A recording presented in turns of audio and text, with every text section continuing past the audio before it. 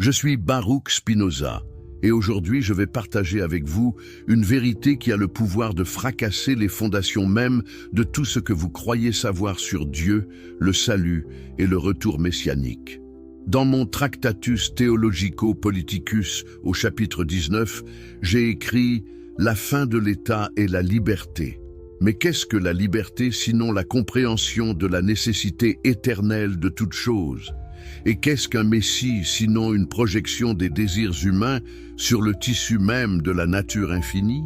Permettez-moi d'être parfaitement clair dès le départ.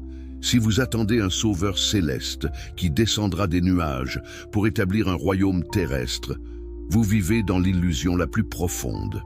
Le retour du Messie ne divisera pas le monde, parce qu'il ne viendra jamais de la manière que vous imaginez. Pourquoi? Parce que Dieu, ou la nature, Deus sive natura, comme je l'ai toujours exprimé, n'agit pas selon des plans, des volontés ou des intentions. Dieu est, simplement, éternellement, nécessairement. Mais voici où cela devient fascinant, où tout se complique d'une manière que peu osent vraiment contempler. L'idée même d'un retour messianique révèle la division la plus fondamentale qui existe dans l'humanité. Ce n'est pas une division entre croyants et non-croyants. Non, c'est une division bien plus profonde, bien plus déchirante. C'est la division entre ceux qui vivent sous l'esclavage des passions, gouvernés par l'imagination et l'espoir, et ceux qui ont atteint ce que j'appelle le troisième genre de connaissance, la connaissance intuitive de l'essence éternelle des choses. Quand on parle du retour du Messie, de quoi parle-t-on vraiment? D'un événement futur, d'une intervention divine dans l'histoire humaine. Laissez-moi vous dire quelque chose que j'ai compris il y a des siècles. Quelque chose qui m'a valu l'excommunication la plus sévère que la communauté juive d'Amsterdam ait jamais prononcée. Dieu n'intervient pas dans l'histoire. Comment le pourrait-il? Dans l'éthique, partie 1, proposition 17, j'ai démontré que Dieu agit par les seules lois de sa nature et n'est contraint par personne. Cela signifie que tout ce qui arrive par nécessité absolue, découlant de la nature éternelle de Dieu. Si vous cherchez une vérité philosophique authentique, une compréhension qui transcende les consolations superficielles de la religion populaire, inscrivez-vous à cette chaîne et activez les notifications. Ce que je vais partager aujourd'hui n'est pas pour les âmes faibles, ce n'est pas pour ceux qui préfèrent le confort des illusions à la clarté brutale de la vérité. Alors pourquoi l'idée du retour messianique diviserait-elle le monde? Parce qu'elle force l'humanité à confronter la question la plus terrifiante qui soit. Sommes-nous libres ou sommes-nous déterminés? Avons-nous un destin spécial, guidé par une providence divine? Ou sommes-nous simplement des modes finis d'une substance infinie, exprimant la nécessité éternelle de la nature? Quand j'ai été excommunié en 1656, j'avais 23 ans. Vous comprenez ce que cela signifie? Être coupé de votre communauté, de votre famille, de tout ce que vous avez connu? Mais je ne pouvais pas mentir. Je ne pouvais pas prétendre croire en un Dieu anthropomorphique qui récompense et punit, qui choisit un peuple élu, qui enverra un Messie pour restaurer un royaume terrestre. Pourquoi? Parce que j'avais vu la vérité avec une clarté aveuglante. Tout cela n'est qu'imagination, projection de nos désirs sur l'écran infini de la nature. Dans le Tractatus Theologico Politicus, chapitre 1er, j'ai écrit « La prophétie ou révélation est la connaissance certaine d'une chose révélée par Dieu aux hommes. » Mais immédiatement après, j'ai démontré que cette soi-disant révélation n'est rien d'autre que l'imagination humaine, opérant selon les lois naturelles de la psychologie. Les prophètes n'ont pas reçu des vérités métaphysiques de l'extérieur. Ils ont simplement exprimé, à travers le langage et les images de leur époque, des vérités morales et politiques qu'ils avaient intuitivement comprises. Qu'est-ce que cela signifie pour le Messie? Cela signifie que le Messie n'est pas une personne future qui viendra sauver le monde. Le Messie est un concept, une idée régulatrice, un symbole de l'espoir humain pour la justice et la paix. Mais voici le paradoxe déchirant. Tant que nous attendons un sauveur externe, nous restons esclaves. esclaves de nos passions, esclaves de notre ignorance, esclaves de notre incapacité à comprendre que nous sommes déjà ici et maintenant des expressions de la divinité elle-même. Permettez-moi de vous expliquer avec une métaphore que vous pourrez visualiser. Imaginez l'océan infini. Chaque vague qui se forme à sa surface est une modification, un mode de cet océan. La vague peut se croire séparée, indépendante, avec son propre destin. Elle peut rêver d'atteindre le rivage, de créer un grand impact, d'être spéciale. Mais en réalité, la vague n'a jamais été séparée de l'océan.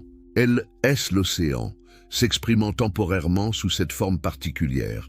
Quand la vague comprend cela, quand elle réalise qu'elle n'est pas séparée, mais éternellement une avec la totalité, elle atteint ce que j'appelle la béatitude, beatitudo.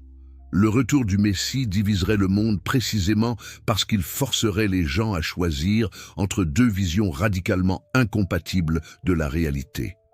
D'un côté, la vision traditionnelle, un univers créé par un Dieu personnel qui intervient, qui a des plans, qui enverra son élu pour établir un nouveau règne. De l'autre côté, ma vision, la vision philosophique rigoureuse, un univers qui est lui-même Dieu, où tout arrive par nécessité, où il n'y a ni commencement ni fin, ni création ni destruction, seulement transformation éternelle selon des lois immuables. Combien de personnes sont prêtes à abandonner l'espoir d'un salut futur pour embrasser la libération présente?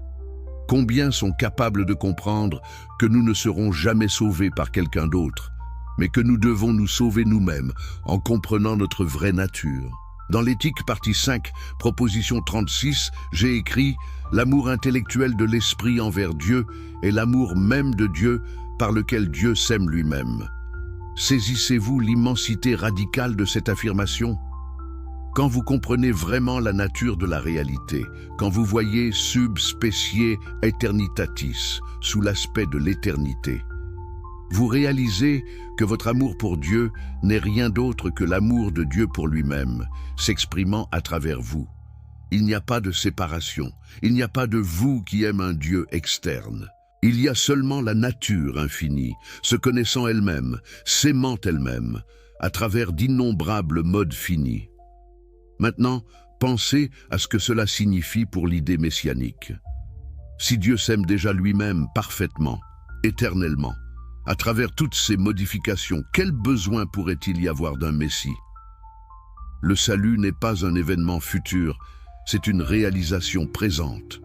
C'est la compréhension que vous n'avez jamais été séparés, que vous n'avez jamais été perdus, que vous êtes déjà et avez toujours été une expression de la divinité elle-même.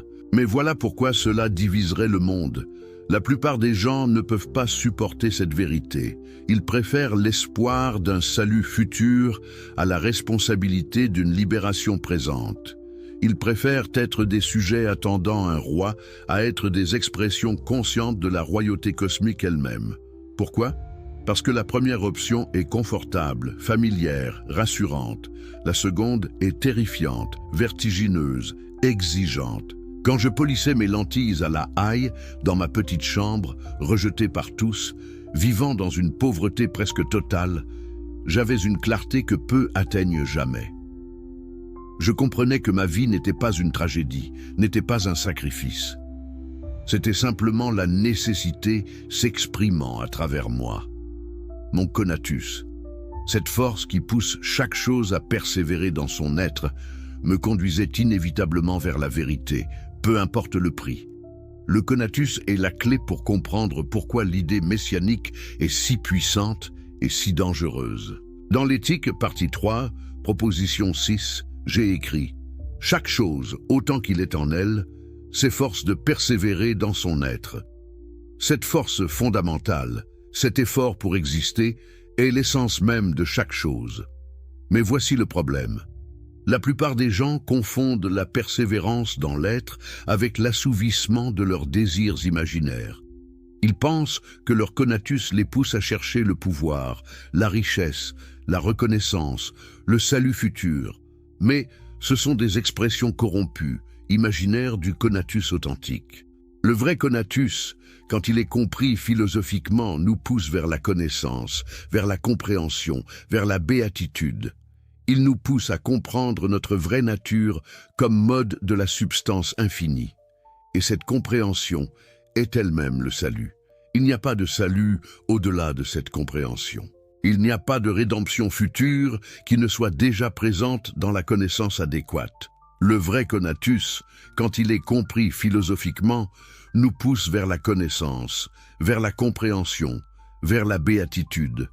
Il nous pousse à comprendre notre vraie nature comme mode de la substance infinie, et cette compréhension est elle-même le salut.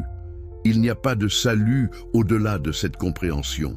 Il n'y a pas de rédemption future qui ne soit déjà présente dans la connaissance adéquate. Alors pourquoi les religions messianiques ont-elles un tel pouvoir sur l'imagination humaine ? Pourquoi cette attente d'un sauveur futur persiste-t-elle à travers les millénaires?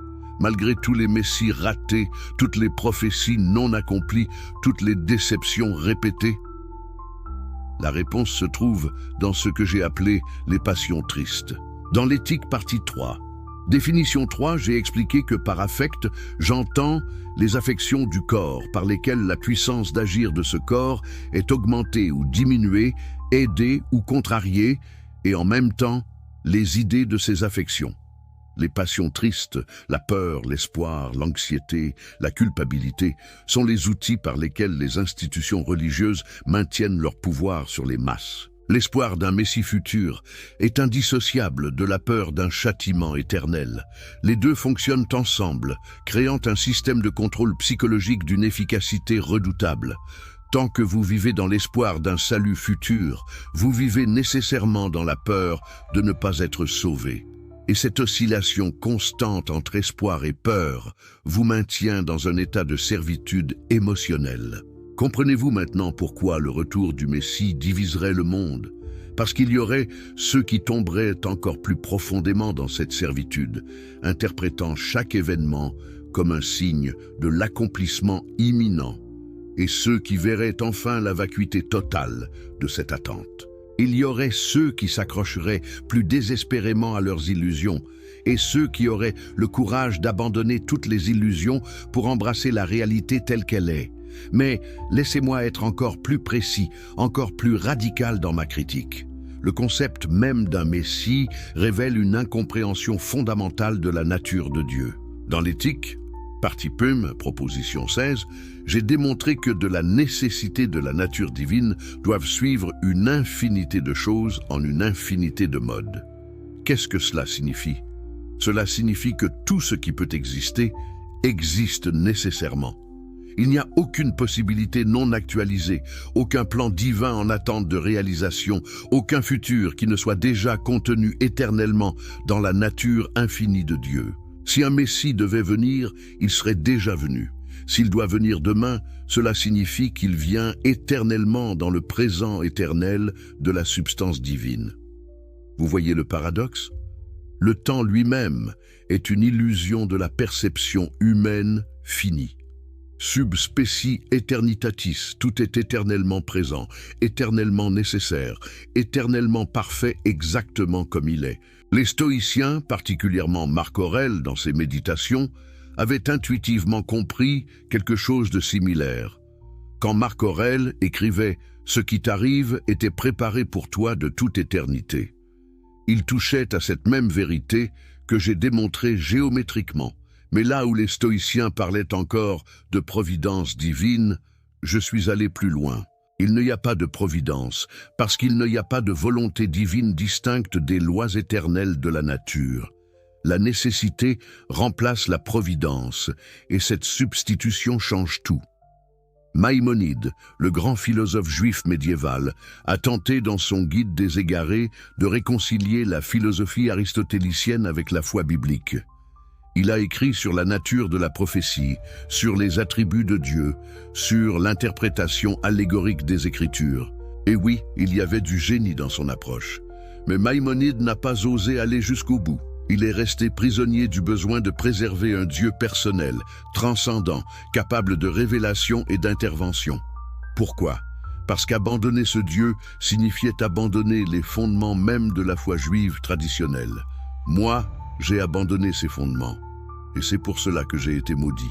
Dans le Shérem prononcé contre moi, ils ont déclaré « Maudit soit-il le jour, maudit soit-il la nuit, maudit soit-il quand il se couche, et maudit soit-il quand il se lève. » Vous comprenez l'ironie tragique?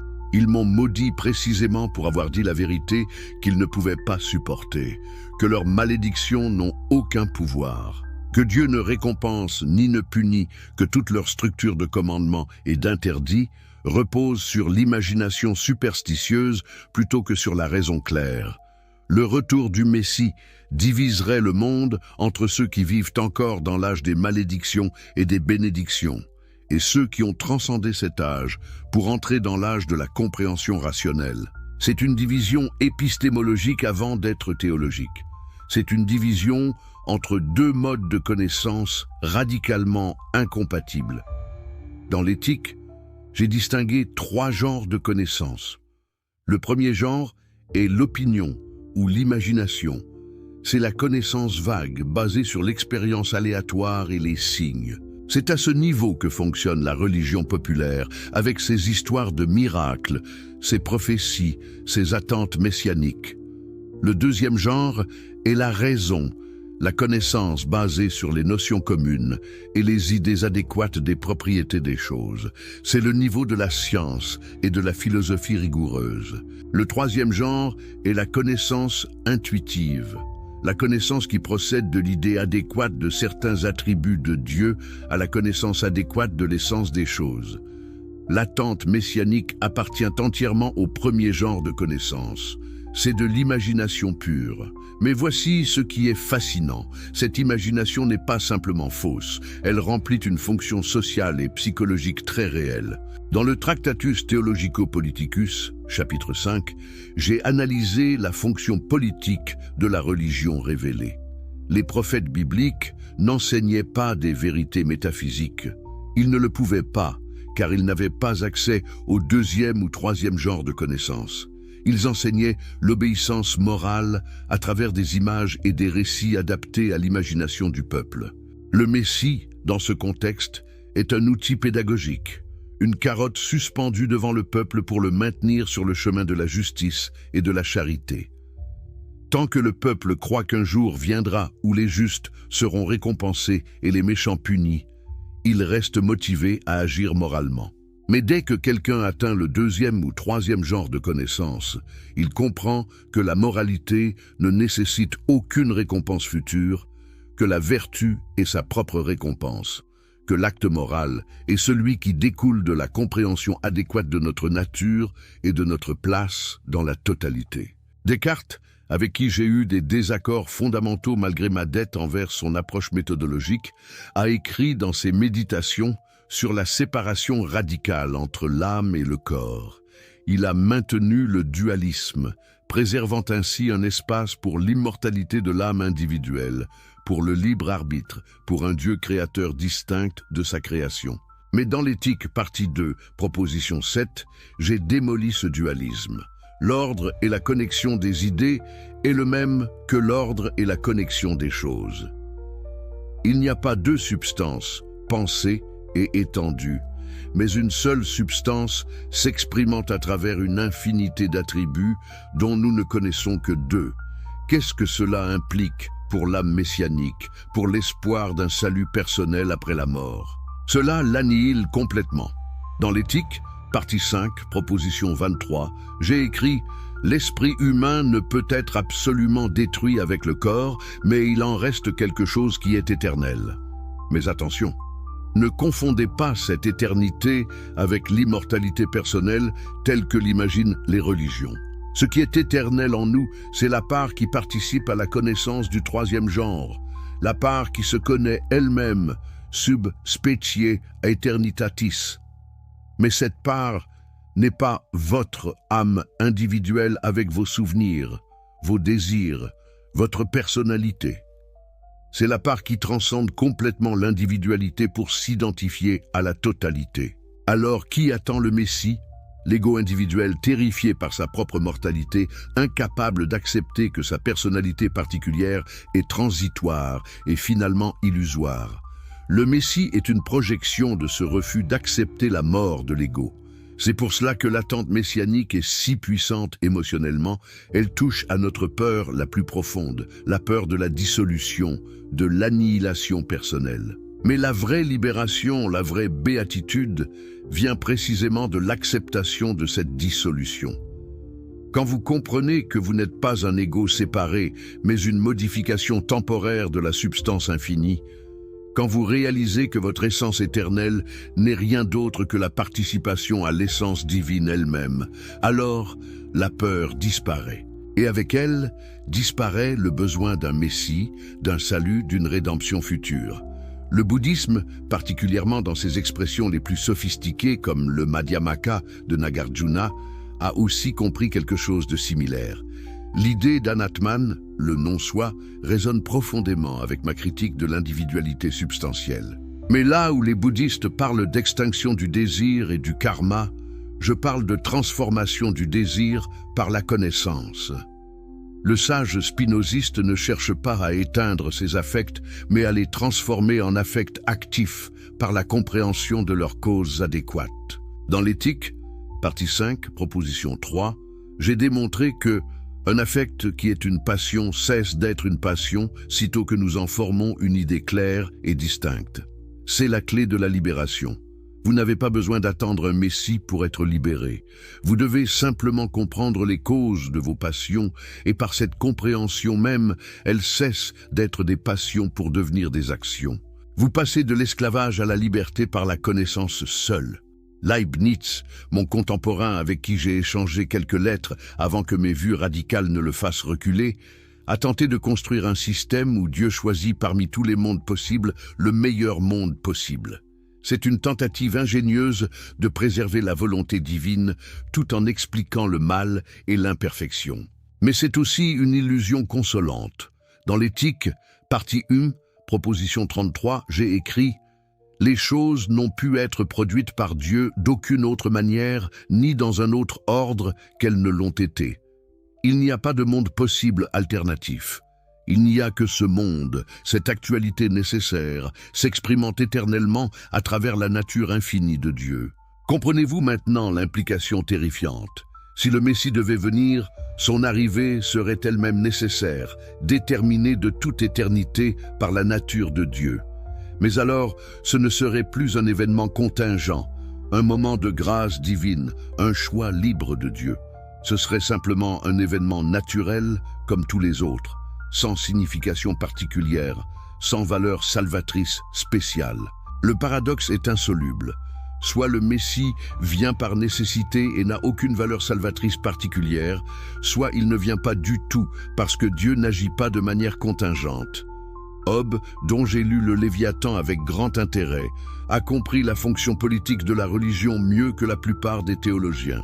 Il a vu comment l'espoir du paradis et la peur de l'enfer maintiennent l'ordre social, comment les prêtres utilisent ces leviers émotionnels pour contrôler les populations.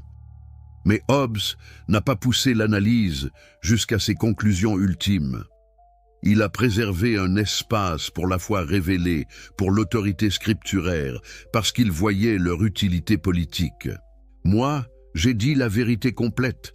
Cette utilité repose sur l'ignorance, et la vraie politique devrait être fondée sur la raison, pas sur la superstition.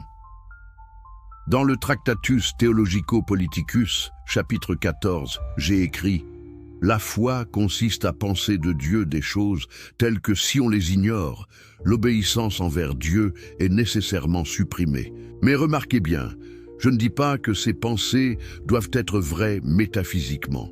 Je dis simplement qu'elles doivent être pratiquement efficaces pour produire l'obéissance. La religion révélée n'enseigne pas la vérité sur la nature de Dieu, elle enseigne ce qu'il faut croire pour vivre moralement. Et le Messie est précisément ce genre de croyance pratique, un mythe mobilisateur, une fiction utile, mais pas une vérité philosophique. Alors imaginez maintenant ce qui se passerait si ce Messie tant attendu revenait effectivement. Qu'est-ce que les gens verraient? Ils verraient ce qu'ils veulent voir, ce que leurs passions et leurs imaginations projettent. Les croyants y verraient la confirmation de leur foi, la validation de leur attente millénaire.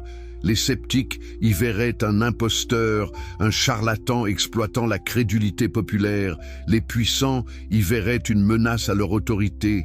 Les opprimés y verraient un libérateur. Et chaque groupe serait convaincu d'avoir raison parce que chacun verrait à travers le prisme de ses affects, de ses intérêts, de son niveau de connaissance. C'est précisément pour cela que le retour du Messie diviserait le monde de manière catastrophique.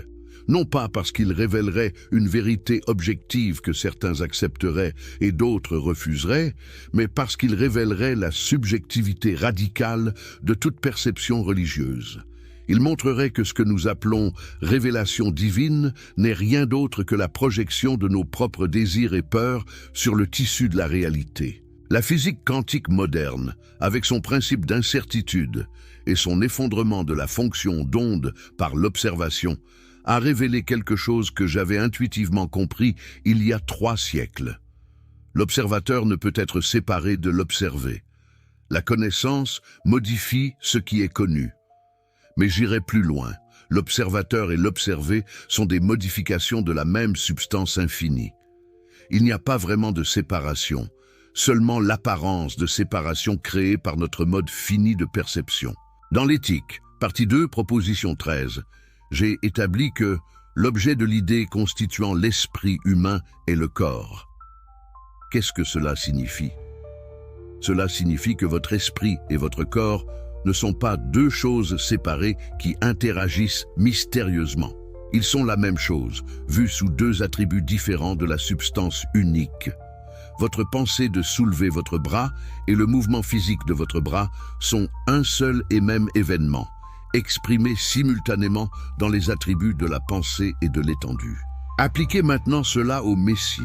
Si un être venait en se proclamant Messie, son corps et son esprit seraient également des modifications de la substance unique. Son inspiration divine ne viendrait pas d'un Dieu externe, mais serait l'expression de la nature divine à travers ce mode particulier.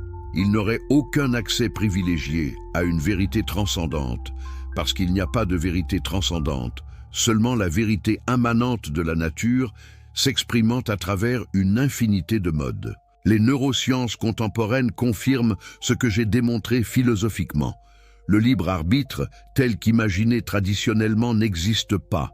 Chaque pensée, chaque décision, chaque action est déterminée par une chaîne causale qui remonte à l'éternité. Benjamin Libet a montré que l'activité neuronale, précédant une décision consciente, commence une demi-seconde avant que nous ayons conscience de cette décision. Qu'est-ce que cela signifie? Que ce que nous appelons décision libre est en réalité la prise de conscience d'un processus déjà déterminé. Dans l'éthique, partie 2, proposition 48, j'ai écrit « Il n'y a dans l'esprit aucune volonté absolue ou libre, mais l'esprit est déterminé à vouloir ceci ou cela par une cause qui est aussi déterminée par une autre, et cette autre à son tour par une autre, et ainsi à l'infini. » Cette proposition a scandalisé mes contemporains autant qu'elle scandalise beaucoup aujourd'hui. Comment peut-on vivre sans croire au libre arbitre? Comment peut-on être moral sans cette croyance? La réponse est simple mais difficile à accepter. La vraie moralité ne dépend pas du libre arbitre, elle dépend de la compréhension. Quand vous comprenez véritablement que tous les êtres sont des expressions de la même substance divine, quand vous voyez que blesser autrui, c'est se blesser soi-même, quand vous réalisez que votre bien propre est inséparable du bien commun, alors vous agissez moralement non par devoir ou par peur du châtiment, mais par nécessité naturelle. La vertu découle de la connaissance, pas de la volonté libre. Un Messie qui enseignerait cette vérité diviserait absolument le monde. D'un côté, ceux qui s'accrocheraient à l'illusion du libre arbitre, de la responsabilité morale basée sur le choix, de la récompense et du châtiment divin.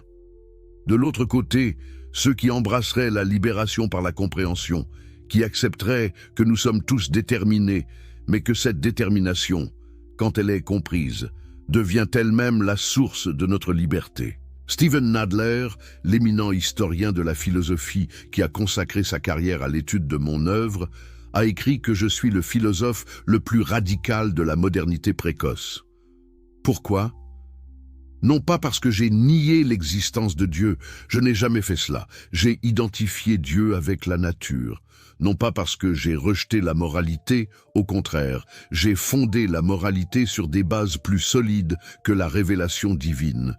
Mais parce que j'ai refusé tous les compromis, toutes les consolations, toutes les illusions qui rendent la vie supportable pour la majorité de l'humanité. Jonathan Israel, dans son analyse monumentale des Lumières radicales, a montré comment mes idées ont servi de fondement philosophique au mouvement révolutionnaire des XVIIIe et XIXe siècles.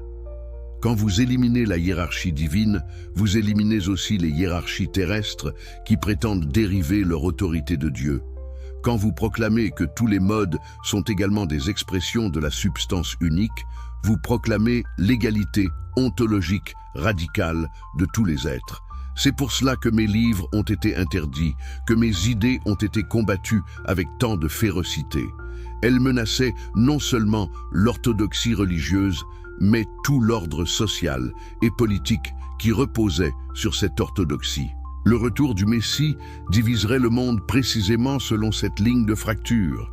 Ceux qui ont intérêt à maintenir les hiérarchies existantes, les structures de pouvoir basées sur la superstition et l'ignorance, et ceux qui aspirent à une société fondée sur la raison, l'égalité et la compréhension commune de notre nature partagée. Gilles Deleuze, dans son brillant commentaire de mon œuvre au XXe siècle, a compris quelque chose que beaucoup de mes critiques ont manqué. Je ne suis pas un philosophe de la négation, mais de l'affirmation. Je n'ai pas nié Dieu pour promouvoir l'athéisme. J'ai réidentifié Dieu comme la totalité affirmative de tout ce qui existe. Je n'ai pas nié la liberté. J'ai montré que la vraie liberté consiste à comprendre la nécessité et à agir en accord avec elle. Je n'ai pas nié la joie. J'ai montré que la joie la plus profonde vient de la connaissance du troisième genre, de l'amour intellectuel de Dieu. Dans l'Éthique, partie 5, proposition 42, j'ai écrit « La béatitude n'est pas la récompense de la vertu, mais la vertu elle-même ». Saisissez-vous la radicalité de cette affirmation. Il n'y a pas de récompense future pour la vie vertueuse. La vie vertueuse est elle-même la récompense ici et maintenant. La béatitude n'est pas quelque chose que vous attendez. C'est quelque chose que vous expérimentez immédiatement quand vous atteignez la connaissance adéquate. Si un Messie venait et enseignait cette vérité, que se passerait-il? Les institutions religieuses s'effondreraient parce que leur pouvoir repose sur la promesse d'une récompense future et la menace d'un châtiment futur. L'industrie du salut, avec ses prêtres, ses temples, ses rituels, ses dîmes, perdrait sa raison d'être. Les gens réaliseraient qu'ils n'ont besoin d'aucun intermédiaire entre eux et Dieu parce qu'ils sont déjà des expressions de Dieu. Mais voici le paradoxe final, celui qui boucle tout mon argument. Un tel Messie ne viendrait jamais. Pourquoi ? Parce que quelqu'un qui comprendrait vraiment ces vérités ne se proclamerait jamais Messie. Il ne chercherait pas de disciples, ne fonderait pas de mouvement, ne revendiquerait aucune autorité spéciale. Il vivrait simplement dans la béatitude de la connaissance, exprimant naturellement la vertu par la compréhension de sa nature, sans aucun besoin de reconnaissance ou de validation externe. Le vrai sage spinoziste est invisible, anonyme, libre de tout désir de gloire ou de pouvoir. Il polit ses lentilles, écrit ses pensées pour ceux qui peuvent les comprendre et meurt dans l'obscurité sans se soucier de la postérité. C'était ma vie. C'est la vie que toute personne qui atteint véritablement la sagesse choisira nécessairement. Alors le retour du Messie diviserait-il le monde ? Seulement si les gens continuent à vivre dans l'imagination du premier genre de connaissance, projetant leurs désirs et leurs peurs sur des figures mythiques. Mais pour ceux qui ont atteint le deuxième, et surtout le troisième genre de connaissance, toute cette question du Messie s'évanouit comme un rêve au réveil. Il n'y a rien à attendre parce que tout est déjà présent. Il n'y a personne à sauver parce que le salut est la compréhension même de l'impossibilité d'être perdu. Maintenant, laissez-moi vous poser une question plus difficile encore. Que feriez-vous si un Messie apparaissait demain? Comment le reconnaîtriez-vous?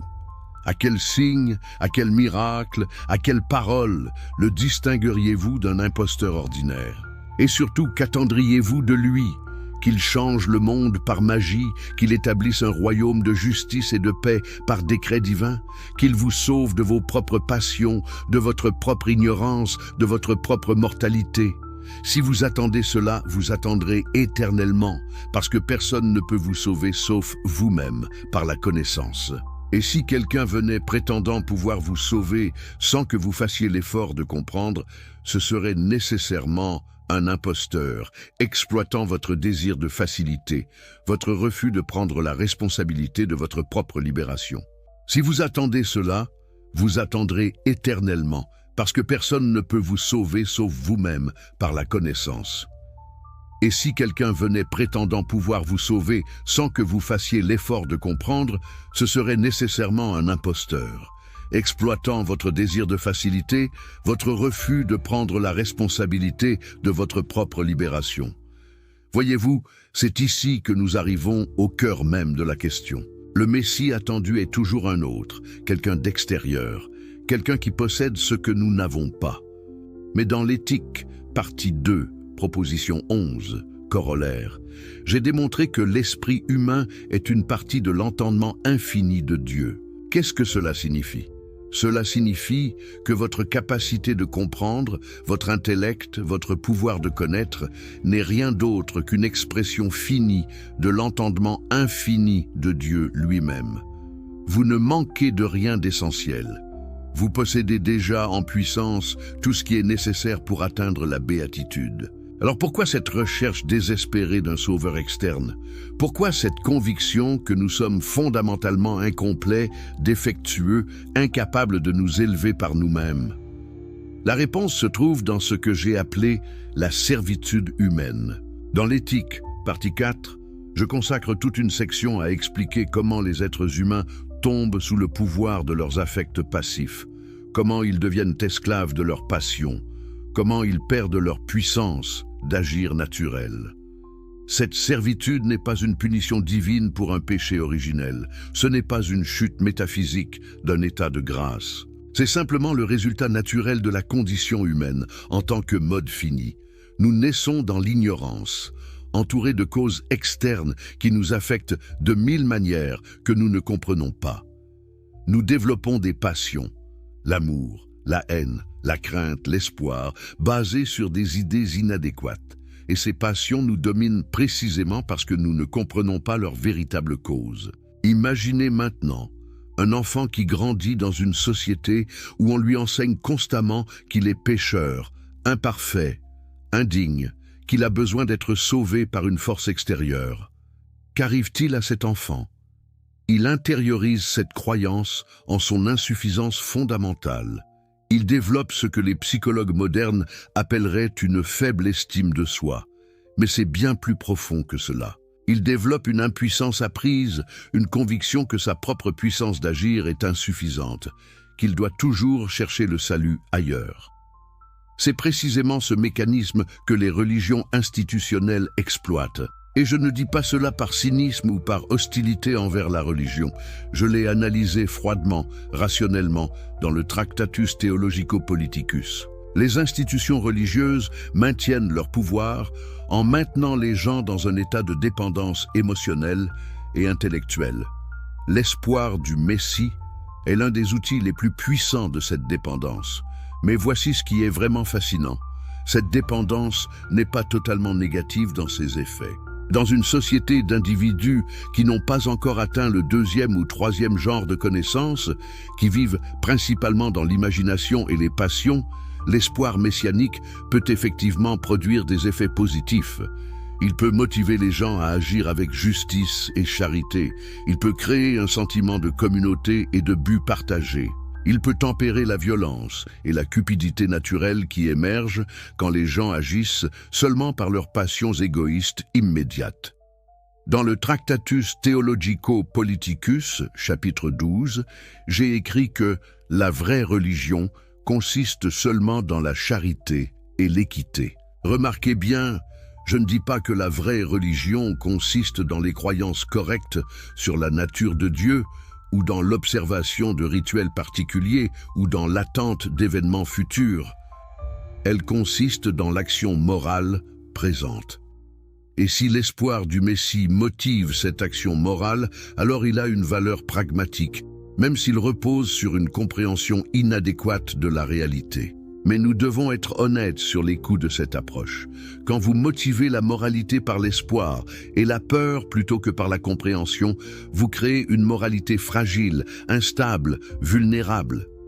Que se passe-t-il quand l'espoir s'effondre, quand les prophéties ne se réalisent pas, quand le Messie n'apparaît pas malgré des siècles d'attente? Les gens tombent dans le désespoir, le cynisme, le nihilisme. Ils peuvent même devenir violents, cherchant à forcer l'accomplissement de ce qui a été promis. L'histoire des mouvements messianiques à travers les siècles témoigne de ce danger. Combien de fois avons-nous vu des leaders charismatiques proclamer que le moment est arrivé, rassembler des disciples, promettre un nouvel âge et finalement conduire leurs fidèles à la déception, parfois même à la mort? Sabbatai Tzvi, ce mystique du XVIIe siècle, qui s'est proclamé Messie et a attiré des dizaines de milliers de Juifs à sa suite, avant de finalement se convertir à l'islam, pour éviter l'exécution, n'était-ce pas une démonstration parfaite de l'absurdité des attentes messianiques? J'ai vécu cette époque, j'ai vu l'excitation, la ferveur, l'espoir fou qui s'est emparé de communautés juives à travers l'Europe et le Moyen-Orient. Et j'ai vu l'effondrement dévastateur qui a suivi sa conversion. Mais voici ce qui était vraiment révélateur. Même après cette trahison apparente, certains de ses disciples ont continué à croire. Ils ont développé des théologies complexes pour expliquer pourquoi le Messie devait descendre dans l'impureté avant de pouvoir véritablement libérer les étincelles divines emprisonnées dans le monde matériel. Qu'est-ce que cela nous dit? Que l'espoir messianique est presque imperméable à la réfutation empirique. Il peut se réinventer, se reformuler, s'adapter à n'importe quelle déception. Pourquoi? Parce qu'il ne repose pas sur la raison ou l'observation, mais sur le besoin émotionnel profond d'une rédemption externe, d'un salut qui ne dépend pas de nos propres efforts. Dans l'éthique, partie 3, proposition 18, j'ai expliqué que l'homme est affecté par l'image d'une chose passée ou future, du même affect de joie ou de tristesse que par l'image d'une chose présente. C'est crucial pour comprendre le pouvoir des espérances messianiques. L'image d'un futur rédempteur peut produire une joie aussi intense que si cette rédemption était déjà présente. Mais cette joie est basée sur une idée inadéquate, sur l'imagination plutôt que sur la connaissance. Elle est donc intrinsèquement instable, fluctuante, dépendante de circonstances externes. Contrastez cela avec la joie qui vient de la connaissance du troisième genre. Dans l'éthique, partie 5, proposition 27, j'ai écrit « De ce troisième genre de connaissance naît le contentement d'esprit le plus élevé qui soit. » Cette joie n'est pas basée sur l'espoir d'un futur meilleur. Elle ne dépend pas de changements externes dans le monde. Elle découle directement de la compréhension de la nécessité éternelle de toute chose, de la vision subspecie aeternitatis qui révèle que tout est déjà parfait exactement comme il est. Attendez, êtes-vous scandalisé par cette dernière affirmation? Pensez-vous que je nie l'existence du mal, de la souffrance, de l'injustice? Pas du tout. Je reconnais pleinement leur réalité dans l'expérience humaine finie. Mais je comprends aussi que du point de vue de la totalité infinie, ces catégories de bien et mal sont des jugements humains relatifs à nos désirs et nos aversions, pas des propriétés objectives de la réalité elle-même. Dans l'éthique, partie 4, préface, j'ai écrit « Par bien, j'entendrai ce que nous savons avec certitude nous être utile. Par mal, au contraire, ce que nous savons avec certitude empêcher que nous possédions quelque bien. » Le bien et le mal sont définis en relation avec notre nature humaine et notre effort pour persévérer dans notre être. Ils ne sont pas des absolus métaphysiques gravés dans le tissu de l'univers. Cela signifie-t-il que nous devons accepter passivement tout ce qui arrive? Absolument pas. L'effort pour transformer le monde, pour réduire la souffrance, pour créer des conditions plus favorables à la vie humaine épanouie, tout cela découle naturellement de notre conatus, de notre effort pour persévérer dans notre être et augmenter notre puissance d'agir. Mais cet effort n'a pas besoin d'être motivé par l'espoir d'un Messie futur. Il peut et devrait être motivé par la compréhension présente de notre nature et de nos besoins. Alors revenons à notre question centrale. Pourquoi le retour du Messie diviserait-il le monde? Parce qu'il forcerait une clarification. Il obligerait les gens à choisir entre deux visions totalement incompatibles de ce que signifie être humain, de ce que signifie être sauvé, de ce que signifie vivre une bonne vie. D'un côté, la vision traditionnelle. L'humanité est fondamentalement déchue, séparée de Dieu, incapable de se sauver elle-même.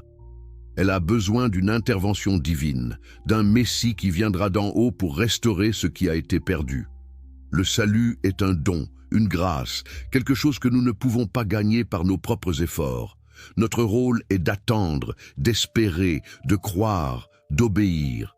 De l'autre côté, ma vision. L'humanité n'a jamais été séparée de Dieu parce que l'humanité est une expression de Dieu. Nous ne sommes pas déchus, nous sommes simplement ignorants. Nous n'avons pas besoin d'être sauvés par une force externe parce que nous possédons déjà en puissance tout ce qui est nécessaire pour atteindre la béatitude. Notre tâche n'est pas d'attendre, mais de comprendre. Pas d'obéir aveuglément, mais de penser clairement, pas d'espérer un futur meilleur, mais de réaliser la perfection éternelle du présent. Ces deux visions ne peuvent pas être réconciliées. Ce ne sont pas des variations sur un même thème, ce sont des ontologies fondamentalement différentes. Et un Messie, par sa simple apparition, forcerait les gens à choisir. Vous ne pourriez plus maintenir une ambiguïté confortable, une croyance vague, qui accommode les deux perspectives. Vous devriez décider, est-ce un envoyé de Dieu ou une expression de Dieu? Est-ce un sauveur externe ou un éveilleur de la puissance interne? Est-ce la fin de l'attente ou la révélation que l'attente elle-même était l'erreur?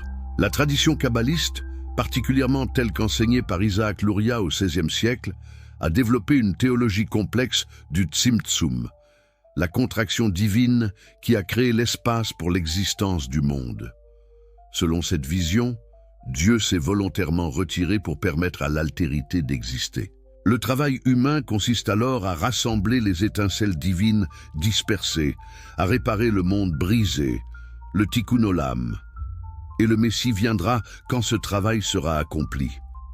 C'est une théologie puissante, poétique, moralement inspirante.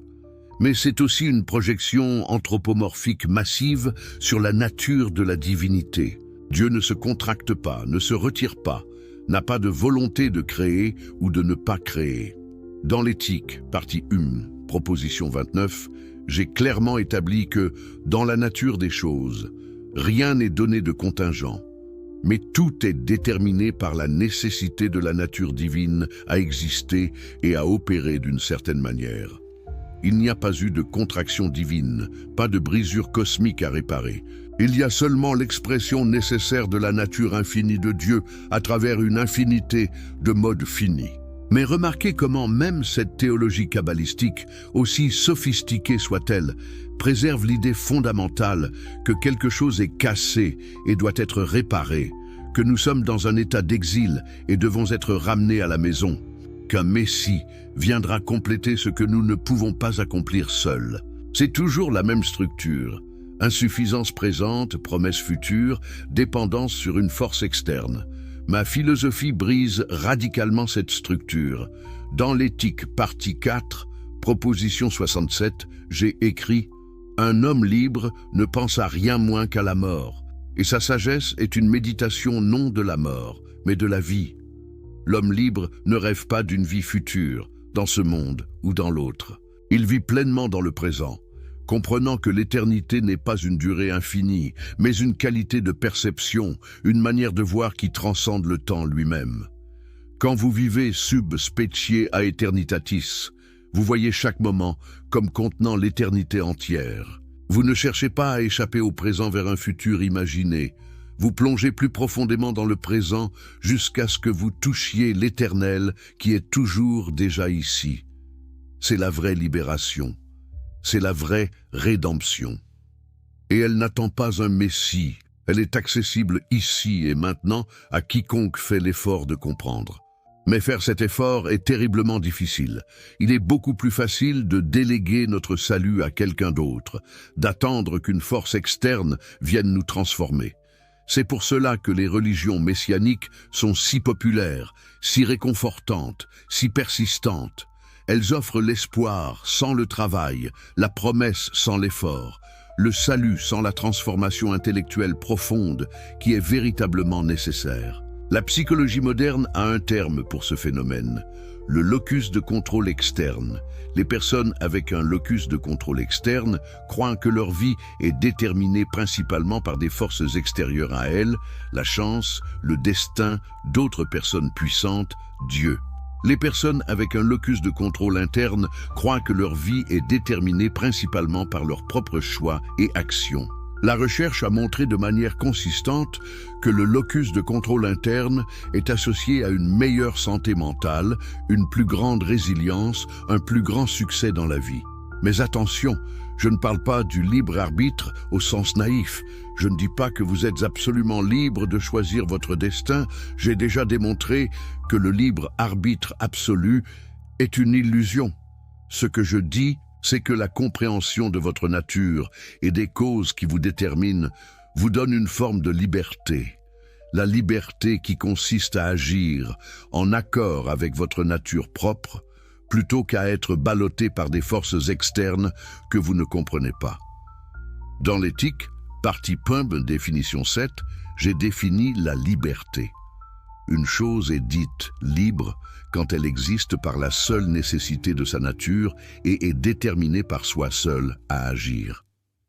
Dieu seul est absolument libre en ce sens, mais les modes finis peuvent approcher cette liberté dans la mesure où ils comprennent la nécessité qui les détermine et agissent en accord avec leur nature propre plutôt qu'en réaction à des causes externes inadéquatement comprises. Un Messie qui enseignerait cette vérité ne diviserait pas simplement le monde, il le retournerait complètement. Imaginez un leader religieux qui dirait à ses disciples « Ne me suivez pas, ne dépendez pas de moi, je ne peux rien faire pour vous que vous ne puissiez faire pour vous-même. Mon seul rôle est de vous montrer que vous n'avez besoin de personne pour vous sauver. » Quel genre de mouvement religieux cela créerait-il ? Certainement pas un mouvement de masse, pas une institution puissante avec des temples et des prêtres et une hiérarchie. Ce serait plutôt une dissolution de la religion telle que nous la connaissons. C'est précisément pour cela que ma philosophie était et reste si dangereuse. Elle ne propose pas une réforme de la religion, une version améliorée ou purifiée. Elle propose la transcendance complète de la religion en tant qu'institution basée sur la dépendance et la superstition. Elle propose son remplacement par quelque chose de radicalement différent, une communauté de personnes libres, unies par la compréhension commune de leur nature partagée, motivées par la joie de la connaissance plutôt que par l'espoir et la peur. Mais une telle communauté est elle-même possible ? Dans le Tractatus Theologico-Politicus, chapitre 20, j'ai exploré cette question. J'ai argumenté que l'état le plus libre, le plus stable, le plus juste, est celui qui permet la plus grande liberté de pensée et d'expression. Un état qui cherche à contrôler les croyances de ses citoyens crée inévitablement la tyrannie et l'instabilité. Mais un état qui protège la liberté intellectuelle tout en maintenant l'ordre public peut prospérer. Cette vision était radicale pour mon époque. Elle l'est encore pour beaucoup aujourd'hui. L'idée que les gens devraient être libres de penser et de parler comme ils le souhaitent, même sur des questions de religion et de moralité fondamentale, effraie profondément ceux qui croient que la société a besoin d'une orthodoxie partagée pour maintenir la cohésion. Mais j'ai vu la réalité, les orthodoxies imposées créent l'hypocrisie, la dissimulation, la rébellion cachée. Elle ne crée pas la véritable unité, seulement l'apparence de l'unité. Le retour du Messie, dans ce contexte politique, serait un événement explosif. Il obligerait les gouvernements à choisir, permettre la liberté d'interprétation au risque du chaos et du conflit, ou imposer une interprétation orthodoxe au risque de la tyrannie et de la révolte. Il n'y aurait pas de moyen terme confortable. Soit vous reconnaissez que différentes personnes interpréteront le Messie différemment et vous protégez leur droit de le faire, soit vous imposez une interprétation unique et vous persécutez les dissidents. L'histoire du christianisme fournit d'innombrables exemples de ce dilemme. Jésus lui-même, dans les récits évangéliques, était ambigu, paradoxal, ouvert à de multiples interprétations. Et qu'est-il arrivé? Des siècles de conflits théologiques, de schismes, de guerres de religion, d'hérésies et d'inquisitions. Chaque groupe était convaincu d'avoir la vraie compréhension du message du Christ. Chaque groupe était prêt à tuer et à mourir pour défendre son interprétation contre les autres.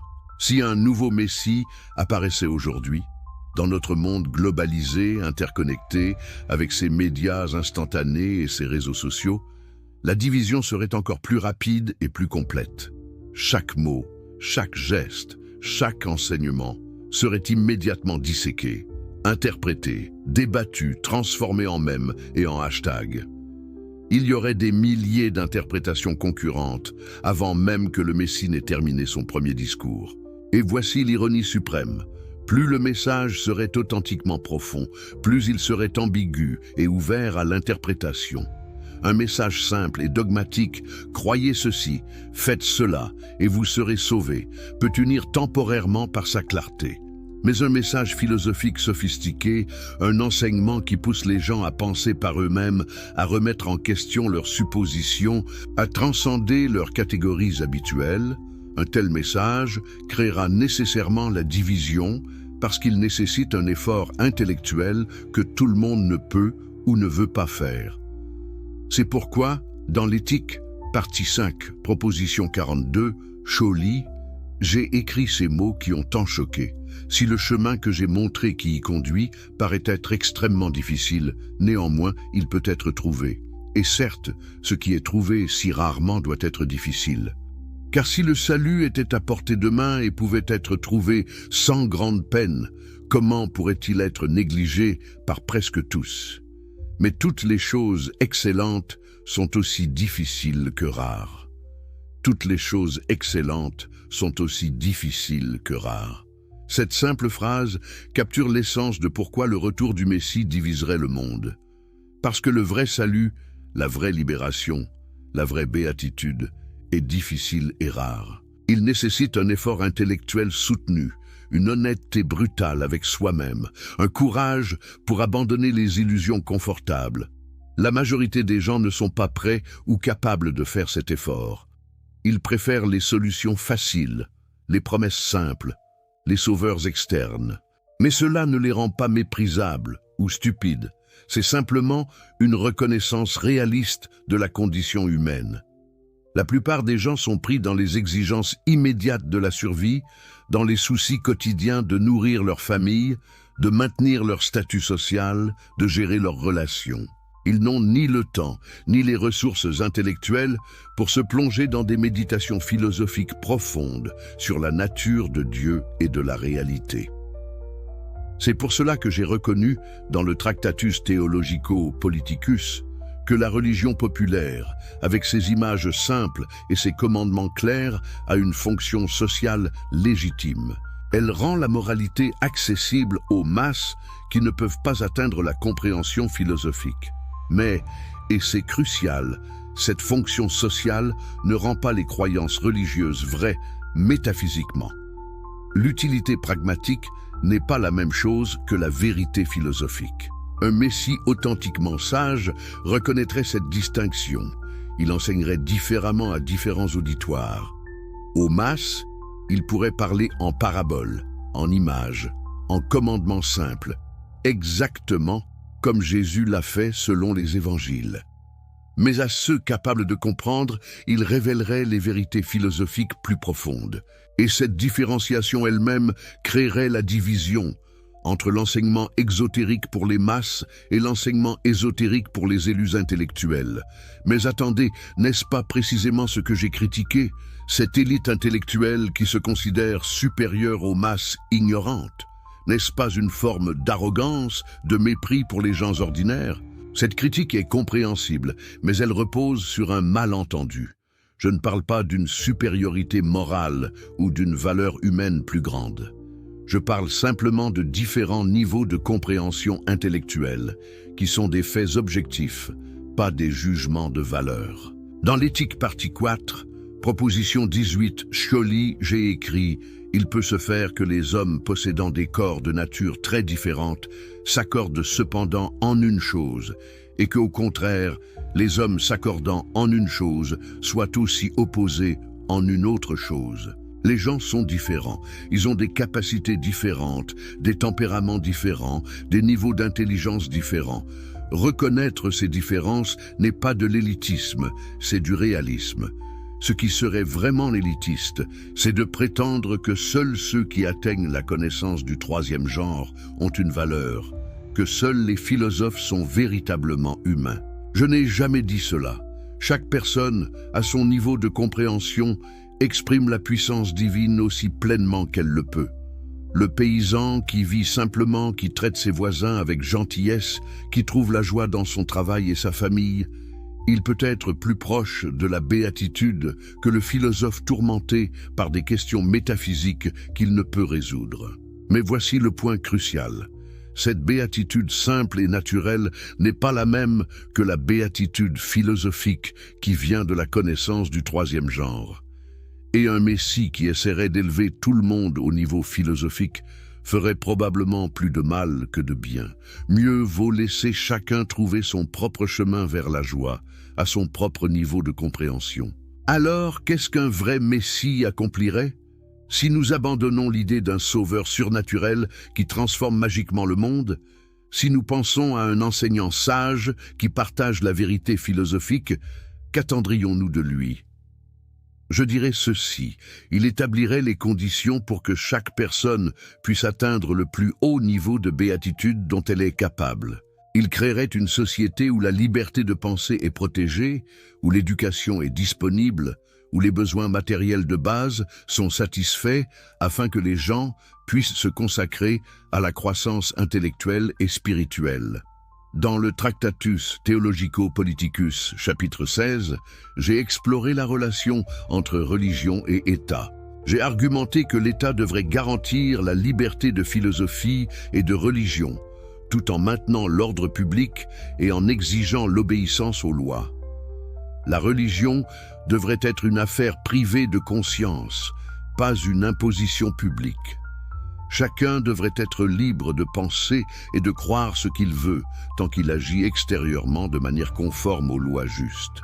Cette vision était et reste profondément controversée. Les traditionalistes religieux y voient une menace pour la moralité publique. Les autoritaires laïcs y voient une recette pour le chaos. Mais j'ai maintenu, et je maintiens encore, que c'est la seule base stable pour une société véritablement libre et prospère. Un Messie qui établirait une telle société diviserait immédiatement le monde. Les théocraties, où l'État et la religion sont fusionnés, le percevraient comme une menace existentielle. Les régimes totalitaires, qui exigent l'uniformité de pensée, y verraient un poison idéologique. Même les démocraties libérales, avec leurs établissements religieux et leurs conventions sociales, seraient défiées. Partout, les structures de pouvoir basées sur le contrôle de la croyance et de la pensée seraient menacées. Mais remarquez ce que je dis, ce n'est pas le Messie lui-même qui diviserait le monde, c'est la réaction à son message de liberté et de compréhension. La division vient de ceux qui ont investi dans le maintien de l'ignorance et de la servitude, pas de ceux qui cherchent la vérité. C'est une distinction importante. Le conflit n'est pas entre la vérité et l'erreur, mais entre ceux qui tirent profit de l'erreur et ceux qui aspirent à la vérité. Maintenant, vous pourriez objecter, mais Spinoza n'y a-t-il pas aussi un danger dans votre philosophie? Une philosophie qui dit que tout est déterminé, qu'il n'y a pas de libre arbitre, que bien et mal sont relatifs. Ne pourrait-elle pas conduire au fatalisme, au nihilisme, à l'immoralité? C'est une objection que j'ai entendue d'innombrables fois et je veux y répondre directement. Non, ma philosophie ne conduit pas au fatalisme. Le fatalisme est la croyance que nos actions ne font aucune différence, que tout arrivera comme prédestiné quoi que nous fassions. Mais ce n'est pas du tout ce que j'enseigne. Dans l'éthique, partie 3, proposition 9, Scholli, j'ai écrit « L'esprit, qu'il ait des idées claires et distinctes ou des idées confuses, s'efforce de persévérer dans son être pour une durée indéfinie, et il est conscient de cet effort. Notre effort pour persévérer dans notre être, notre conatus, est réel et efficace. Nos actions font une différence. C'est simplement que ces actions sont elles-mêmes déterminées par notre nature et par les causes qui nous affectent. Pensez-y de cette manière. Quand vous comprenez que vos choix sont déterminés, vous ne cessez pas de choisir. Vous continuez à délibérer, à peser les options, à agir selon ce qui vous semble le meilleur. Mais vous le faites avec une compréhension plus profonde de pourquoi vous choisissez ce que vous choisissez. Cette compréhension elle-même modifie la manière dont vous choisissez. Elle vous rend plus libre, pas moins, parce qu'elle vous permet d'agir selon votre nature propre plutôt que d'être simplement réactif aux stimuli externes. Quant au nihilisme, l'idée que rien n'a de sens ou de valeur, c'est exactement l'opposé de ma philosophie. Dans l'éthique partie 5, proposition 36, Scholli, j'ai décrit l'amour intellectuel de Dieu comme dans la satisfaction même de l'esprit qui naît de la connaissance intuitive de Dieu. Cette satisfaction n'est pas le vide nihiliste, mais la plénitude absolue. C'est la reconnaissance que chaque chose est une expression de la perfection divine, que l'existence elle-même est une valeur absolue. Et quant à l'immoralité, l'idée que ma philosophie pourrait conduire les gens à agir sans contrainte morale, c'est un malentendu total de ce que signifie comprendre la nature humaine selon ma philosophie. Dans l'éthique, partie 4, proposition 35, j'ai démontré que les hommes ne peuvent rien désirer de meilleur pour conserver leur être que de s'accorder tous en toutes choses. Quand vous comprenez vraiment votre nature, vous comprenez que votre bien propre est inséparable du bien commun, que blesser autrui, c'est se blesser soi-même. La vraie moralité ne vient pas de l'obéissance à des commandements externes, de la peur du châtiment ou de l'espoir de la récompense. Elle vient de la compréhension de notre nature partagée, de la reconnaissance que nous sommes tous des expressions de la même substance infinie, que nous sommes tous interconnectés dans le réseau infini des causes et des effets. Un Messie qui enseignerait cette moralité philosophique diviserait les gens précisément entre ceux qui peuvent comprendre cette interconnexion et agir moralement par compréhension, et ceux qui ont besoin de commandements externes et de sanctions pour se comporter moralement. Ce n'est pas un jugement de valeur sur la supériorité morale de l'un ou l'autre groupe, c'est simplement une reconnaissance des différentes voies vers le comportement moral. Mais voici où cela devient vraiment intéressant.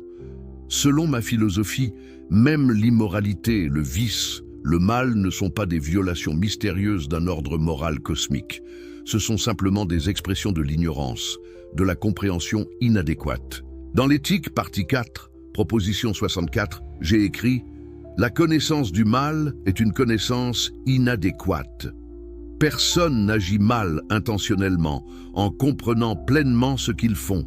Ils agissent selon ce qui leur semble bon à leur niveau de compréhension limité. Cela signifie-t-il que nous devons excuser tout comportement immoral? Absolument pas. La société a le droit et le devoir de se protéger contre ceux qui agissent de manière destructrice. Mais nous devons comprendre que la punition n'est pas une vengeance morale, mais une mesure pratique pour protéger le bien commun et, idéalement, pour réformer l'offenseur en améliorant sa compréhension. Un messie spinoziste transformerait complètement le système judiciaire et pénal. Au lieu de la punition rétributive, basée sur l'idée de responsabilité morale et de libre arbitre, nous aurions un système focalisé sur la protection publique, la réhabilitation et l'éducation. Les prisons deviendraient des écoles, des lieux où les gens apprennent à mieux comprendre leur nature et leurs relations avec les autres.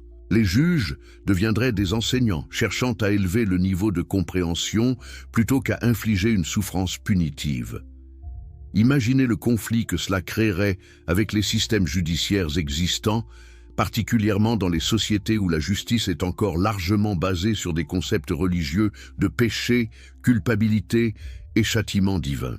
Ce serait une révolution complète de notre conception de la justice, de la responsabilité, de ce que nous devons aux uns et aux autres.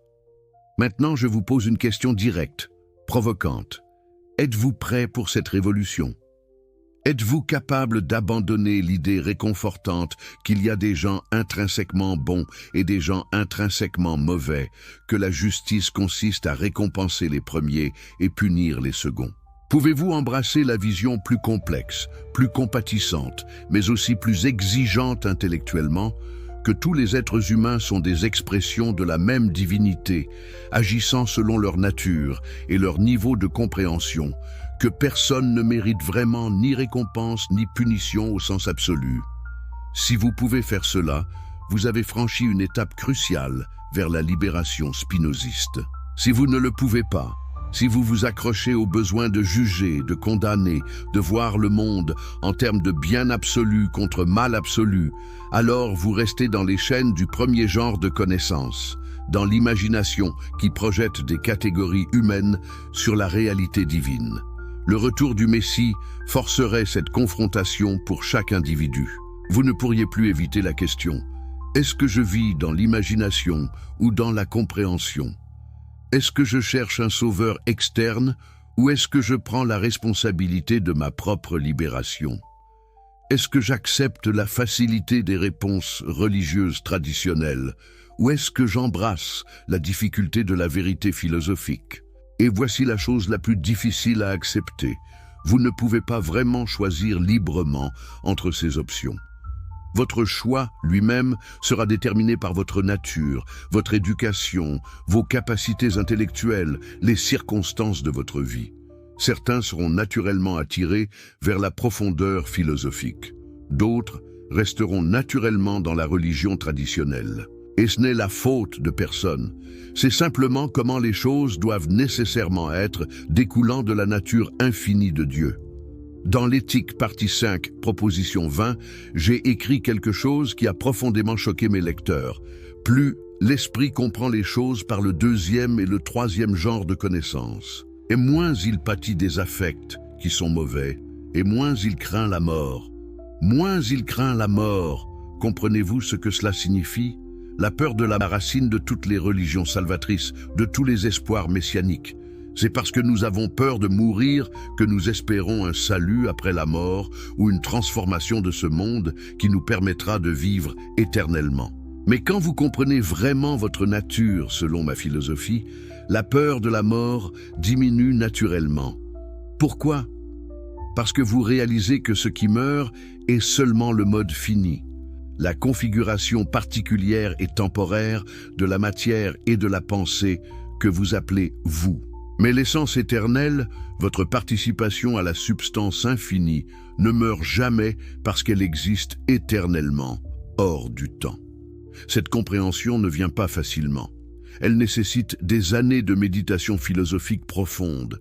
Elle nécessite une transformation complète de votre manière de penser sur vous-même.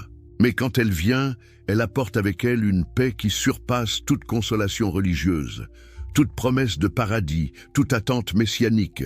Un Messie qui enseignerait cette paix philosophique plutôt que la promesse d'une vie après la mort diviserait absolument le monde. Les religions traditionnelles le percevraient comme l'antéchrist, le destructeur de la foi, parce qu'il enlèverait précisément le levier émotionnel, la peur de la mort, qu'elles utilisent pour contrôler les croyants. Les gens ordinaires pourraient le rejeter parce que son message exige trop d'efforts. Seule une minorité serait capable de vraiment comprendre et embrasser cette vision. Et alors nous revenons au point que j'ai fait plus tôt. Toutes les choses excellentes sont difficiles et rares. Le vrai salut ne peut jamais être un mouvement de masse, une révolution populaire, un nouvel âge d'or où tout le monde atteint l'illumination. Ce sera toujours le chemin de quelques-uns, de ceux qui ont la capacité et la volonté de faire l'effort titanesque nécessaire pour transcender leurs illusions. Est-ce élitiste? Peut-être, mais c'est la vérité. Et je préfère une vérité élitiste à un mensonge démocratique. Je préfère dire honnêtement que peu atteindront la béatitude philosophique plutôt que de promettre faussement que tous seront sauvés par un Messie futur. Au moins, avec la vérité, ceux qui peuvent l'entendre ont une chance réelle. Avec le mensonge, tout le monde est maintenu dans une fausse espérance qui ne sera jamais satisfaite. Maintenant, laissez-moi vous révéler quelque chose de personnel, quelque chose que peu comprennent sur ma vie. Quand j'ai été excommunié, quand ma propre communauté m'a maudit et rejeté, je n'ai pas ressenti de désespoir ou d'amertume profonde. Bien sûr, humainement, c'était douloureux, perdre sa famille, ses amis, son identité sociale. Personne ne peut être indifférent à cela. Mais philosophiquement, spirituellement, j'ai compris que c'était nécessaire. Mon conatus me poussait vers la vérité avec une force irrésistible. Je ne pouvais pas renier ce que je savais être vrai, même pour préserver mes relations et mon confort.